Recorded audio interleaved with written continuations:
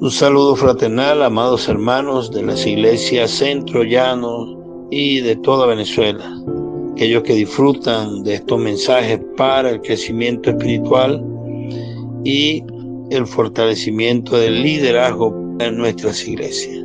Bueno, alabamos al Señor por este material que nos ha concedido por medio de la editora Árbol de la Vida y que hoy estamos disfrutando. Y nosotros, amados hermanos, queremos alabar al Señor por esta ocasión de la lección 20, entonces, del tomo 2 de Fundamentos de la Fe, y tenemos como base bíblica Hechos 2, 46, 47, 1 Corintios 14, 26 y Hebreos 10, 25. Y recordamos entonces las últimas dos lecciones que nos hablaron respecto a la iglesia, la visión y terreno de la iglesia y la naturaleza de la iglesia.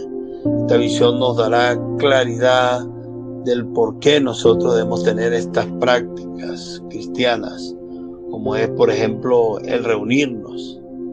En esta ocasión vamos a compartir prácticas individuales y colectivas. Entonces, las reuniones de la iglesia y la comunión personal. Reunirse para edificar. La exhortación de Hebreos 10. El contexto del libro de los Hebreos y el camino nuevo y vivo. Bueno, amados hermanos, comenzamos entonces, y en primer lugar tenemos que las reuniones de la iglesia y la comunión personal.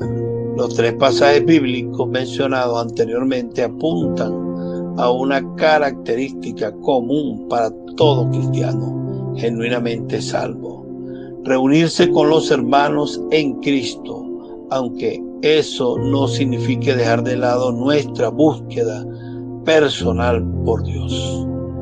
En realidad, una cosa está directamente relacionada con la otra.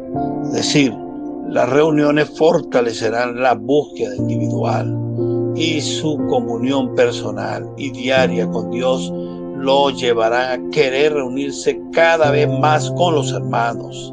Participar de las reuniones de la iglesia es una bendición de la cual ningún hijo de Dios debería desistir. Necesitamos, hermanos, y debemos reunirnos con otros hijos de Dios para recibir una porción de la gracia que solo nos es dada colectivamente. El pasaje de Hechos 2, 46 y 47 nos confirma, amados hermanos, esto. Perseverando unánimes, amados hermanos, perseverando unánimes cada día en el templo y partiendo el pan en las casas, comían juntos con alegría y sencillez de corazón, alabando a Dios y teniendo favor con todo el pueblo. Y el Señor añadía cada día a la iglesia los que habían de ser salvos. Por tener la práctica de estar juntos en el templo y de casa en casa, los primeros cristianos en la iglesia en Jerusalén tenían alegría y sencillez de corazón. Podían estar alabando a Dios y teniendo favor con todo el pueblo, y además veían que Dios añadía cada día a la iglesia los que habían de ser salvos. Jamás habrían experimentado tales bendiciones si hubiesen permanecido aislados, cada uno en su casa. La gracia que Dios le concede al hombre puede ser dividida en dos categorías: personal y colectiva.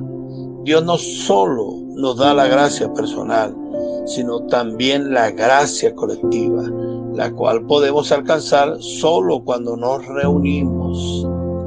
Hermanos, para percibir su gracia colectiva necesitamos reunirnos.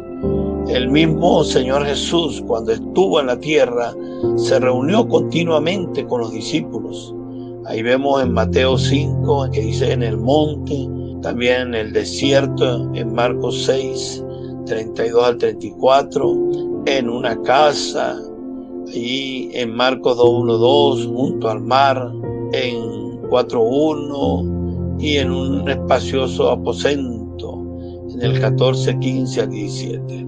Los discípulos también siguieron este modelo y se reunían constantemente antes del Pentecostés para orar, en Hechos 1:14, después del Pentecostés para el vivir normal de la iglesia, en 2:46 y 47, en el momento de la persecución y estando bajo amenaza, 4:23 al 31, en el momento de la intercesión por un apóstol que estaba en prisión, 12:12, y en muchas otras ocasiones.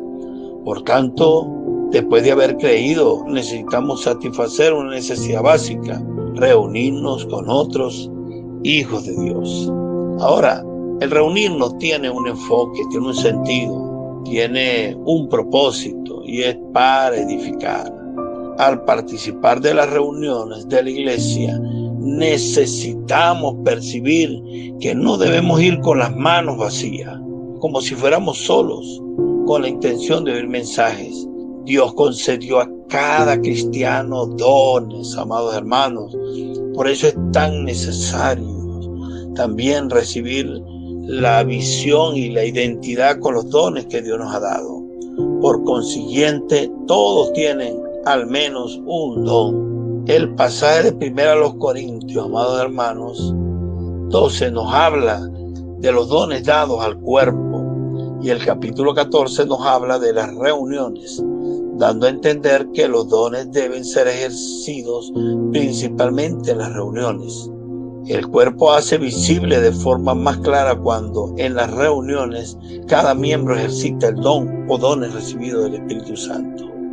Si alguien raramente se reúne, tendrá pocas oportunidades de percibir el funcionamiento del cuerpo. Y alguien que no esté en esa dinámica del funcionamiento del cuerpo, bueno, se seca como miembro y realmente no puede hacer el propósito por el cual fue puesto en el cuerpo. No obstante, incluso el reunirse o participar de las reuniones de la iglesia no debe ser de cualquier manera. El pasaje de 1 Corintios 14:26 nos advierte: hágase todo para edificación. Esto quiere decir que debemos considerar a los demás, preocuparnos si serán o no edificados con lo que hablamos, cantamos u oramos. Hasta nuestro silencio en una reunión, si viene del Espíritu, puede ser una bendición. Por el contrario, si es solo una demostración más de las características de nuestro ser natural, será un peso para los demás. En el otro extremo, especialmente en las reuniones de casa o de células, el hablar excesivo de cierto hermano o hermana también puede dañar la edificación. Así que recomendamos que tengamos mucha prudencia cuando estemos en los grupos familiares, para que haya participación de todos los hermanos que se están incluyendo en el grupo familiar. En 1 Corintios 14:26 hay un verbo significativo para este principio del cual estamos hablando, y ese verbo es tener. Diga con su hermano: tener. Dígale: usted tiene. Dios le ha dado dones, le ha dado capacidad, lo está perfeccionando. Después de que el autor indagó sobre lo que se debe hacer, se responde a sí mismo: cuando reunís, cada uno de vosotros tiene salmo, tiene doctrina, tiene lengua, tiene revelación, tiene interpretación. Ahora bien, tener es diferente a sentir. Tener aquí indica que al venir de la casa a una reunión, vengo con algo que obtuve en mi comunión personal con Dios. Alabamos al Señor, porque siempre, todos los días, tenemos una palabra que estamos recibiendo, lo que nosotros llamamos el alimento diario. Amén. Una palabra que nos une a todos, nos vincula a todos donde estemos. Y no solamente nos vincula a los miembros que pertenecemos a una iglesia local, sino que nos vincula a todos los hermanos de las iglesias. Qué maravillosa experiencia estamos teniendo actualmente, amados hermanos. Cuando llega el domingo, todos estamos compartiendo una palabra que están bajando los amados hermanos, los profetas, apóstoles entre nosotros, y la disfrutamos, y entonces hay mucha comunión. Hay iglesias que tienen su grupo y allí comparten todos los hermanos, o buena parte de los hermanos, y se edifican grandemente. Qué prácticas tan maravillosas, hermanos, Dios nos está dando en medio de esta situación de la pandemia, donde por medio de estas redes nosotros podemos llegar juntos a tener una edificación mucho más profunda de la que teníamos aún antes. El Espíritu no tiene limitación. Entonces podemos decir que tengo algo que transmitir a los hermanos en la reunión. No vengo con las manos vacías. El Espíritu Santo conducirá la reunión de tal manera que aquello que tengo pueda ser exteriorizado o no. Todo dependerá de Él, de la dirección que Él conceda. Eso exigirá que cada hermano que participa de la reunión esté sensible al Espíritu, ejercite su espíritu y así pueda edificar a los demás, hablando o compartiendo. Aleluya. Veamos la exhortación, amados hermanos, como otro punto de Hebreos 10. Hemos llegado a Hebreos 10:25, que nos exhorta a no dejar de congregarnos como algunos tienen por costumbre, sino exhortándonos y aún más cuando veis que aquel día está cerca. Ese día es el día de la venida del Señor Jesús e indica que congregarse, que reunirse, puede ser crucial para que seamos aprobados por Él cuando regrese, aunque evidentemente no es el único requisito para que eso ocurra. Recordemos, amados hermanos, que la venida del Señor también podemos decir que es la reunión con Él. Aleluya, en la que estaremos con Él juntamente para el tribunal de Cristo, pero para los vencedores en una experiencia maravillosa en la que se encontrarán en el trono de Dios y luego, amados hermanos, una reunión por 1000 años y luego por la eternidad. Así que debemos apreciar, amados hermanos, lo que es las reuniones, porque es como una antesala, como siempre lo hemos dicho anteriormente, de la Nueva Jerusalén. No es difícil percibir que el congregarse mencionado aquí es colectivo, pero es importante saber que este versículo es una secuencia de lo que el autor de Hebreo menciona antes y tiene mucho que ver con el lado individual de cada uno de nosotros. Leamos a partir del versículo 19 para que podamos enfocarnos. Así que, hermanos, teniendo libertad para entrar en el lugar santísimo por la sangre de Jesucristo, por el camino nuevo y vivo que Él nos abrió a través del velo, esto es de su carne, y teniendo un gran sumo sacerdote sobre la casa de Dios, acerquémonos entonces, amados hermanos, con corazón sincero, en plena certidumbre de fe, purificados los corazones de mala conciencia y lavados los cuerpos con agua pura. Mantengamos firme sin fluctuar la profesión de nuestra esperanza, porque fiel es el que prometió. Entrar osadamente al lugar santísimo en la comunión más profunda e íntima con Dios en nuestro espíritu es algo individual y requiere de una búsqueda personal de cada uno de nosotros, como aparece ahí en esos versículos que leímos del 19 al 23. Ahora veamos bien otro punto, como es el contexto del libro de los Hebreos. Esta porción de la palabra requiere de algunas explicaciones adicionales, comenzando por el contexto de Hebreo. Este libro fue escrito a los cristianos hebreos que estaban bajo persecución, según los versículos del capítulo 10, 32 al 39, que habían sufrido mucha humillación y hasta la pérdida de sus bienes materiales en otras tribulaciones. Muchos de ellos, debilitados en la fe, se estaban volviendo a las prácticas judías, rituales religiosos de la ley mosaica, adoración a ángeles y otras experiencias decadentes que no los perfeccionaban para nada en la carrera cristiana. Por el contrario, solo los alejaba cada vez más de la realidad que es Cristo.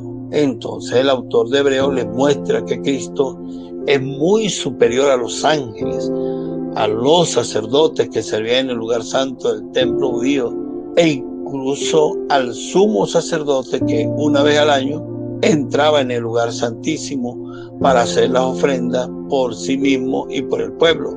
Eso lo muestra el capítulo 7 y 9 de Hebreos. Ahora bien, era temible entrar en el lugar santísimo, en el cual estaba el arca del pacto con los querubines de la gloria sobre la tapa del propiciatorio, como aparece en el capítulo 9 del 4 al 7. Sin embargo, cuando Jesucristo vino con un cuerpo físico que Dios le concedió, según el capítulo 10, versículo 5, Él llegó a ser el verdadero templo de Dios en la tierra por aproximadamente 33 años y medio.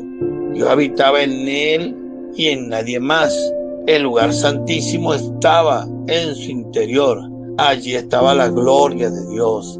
El antiguo templo en Jerusalén se había convertido en una cueva de ladrones, según Mateo 21:13, parte B. No solo era difícil, sino imposible a las personas e incluso a los discípulos de Jesús constatar que la gloria de Dios estaba dentro de él, excepto en aquel momento extraño y rápido en donde 3 de sus privilegiados seguidores lo vieron transfigurarse allí en el capítulo 17 de Mateo, del 1 al 6.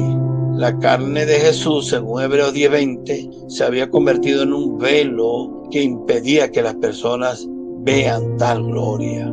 Por eso es que el siguiente punto nos habla de un camino nuevo y vivo. No obstante, en el momento de la muerte, la carne de Cristo fue partida y un nuevo y vivo camino de acceso a Dios nos fue abierto después de su resurrección. Ahora, cuando clamamos por su sangre y oramos con corazón sincero, en plena certidumbre de fe, purificados los corazones de mala conciencia, como habla Hebreos 10:22, tenemos acceso a la misma gloria que el sumo sacerdote del Antiguo Testamento solo podía tener una vez al año. ¡Qué glorioso! ¡Qué maravillosa experiencia, amado hermano! Que ahora podemos tener diariamente, cada segundo si queremos. Eso lo podemos tener entonces ahora y en cualquier momento, todos los días y en cualquier lugar. ¡Qué privilegio! Esta es una bendición individual, una experiencia que cada uno de nosotros puede y debe tener diariamente. Esto nos salvará de dejar de congregarnos, amados hermanos. Entonces, por último, una palabra de conclusión sobre el final de Hebreos 22 del capítulo 10, que dice: purificaos los corazones de mala conciencia y lavados los cuerpos con agua pura. Levítico 8:6 afirma que Aarón y sus hijos necesitaban ser lavados con agua para servir a Dios como sacerdote, y en el Nuevo Testamento todos los cristianos son considerados sacerdotes según 1 Pedro 2:9. Por tanto, nosotros también necesitamos ser lavados diariamente de estas contaminaciones que tenemos del mundo, y eso ocurre por la palabra, que no solo nos lava, sino también nos santifica, según Juan 17:17. Hermanos, si somos negligentes en esto, nuestro cuerpo será contaminado, especialmente nuestros ojos, que ciertamente afectará nuestra conciencia. La manera de evitar que esto ocurra es tener comunión diaria con el Señor en su palabra y mediante la oración. Que Dios nos bendiga y nos permita tener tal experiencia. Bueno, si nosotros queremos abundar sobre el tema, tenemos allí entonces Deuteronomio 12, 4 al 7, 15, 19 al 20, 16, 11, 14, 16 y el Salmo 133. Bien, amados hermanos y hermanas, veamos algunas preguntas que podemos considerar después de haber escuchado esta lección. Primero, explique con sus palabras por qué el vivir colectivo depende de la búsqueda individual y viceversa.